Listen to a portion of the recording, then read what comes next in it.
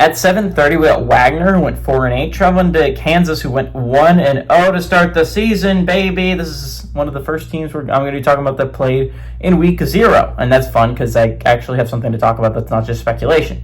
Kansas favored by 46.5 points on ESPN+. Jalen Daniels went 18-20, threw for 176 yards, 3 touchdowns, 0 interceptions.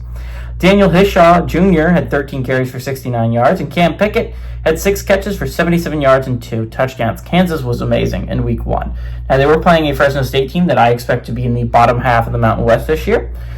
But all things considered, Kansas came out on fire, right? And this is a team that I think a lot of their playoff hopes is going to rest on, can Jalen Daniels be consistent? Because we saw against Fresno State, he's electric when healthy and when playing at his peak capacity. 18-20, the efficiency is insane. 176 yards, 3 touchdowns, no interceptions.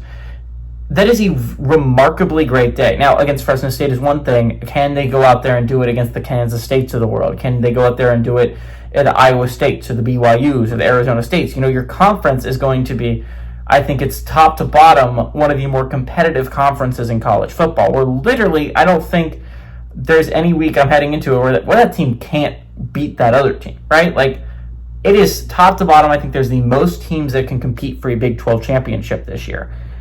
Because, like, almost everyone I've ever seen has a different pick. You could talk about Baylor. You could talk about Arizona State. You could talk about BYU. You could talk about Iowa State. You could talk about Texas Tech or Kansas State. You know, everyone basically has a different team that they're picking to win the Big 12. But Kansas is absolutely a team that can get there. When clicking, their offense is electric. Lance Leipold's a hell of a coach. It would be great to see them take that next leap this year. Again, I don't have them winning my conference, the Big 12. I have Baylor, and we're going to talk about Baylor in the next video.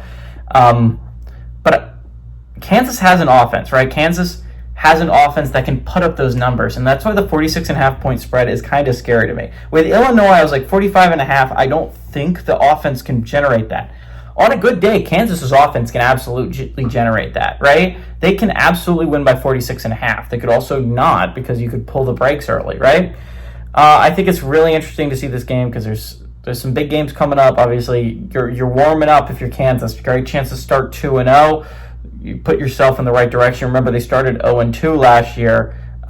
Maybe it's I think it was 1-2, right? They started off really poorly last year and pulled it back at the end. I think you need to get that heart start going if you're Kansas and you really want to compete for a college football playoff spot. I like Kansas to win this game, and honestly, I kind of like them to cover the 46.5 point spread. Give me Kansas to win and cover.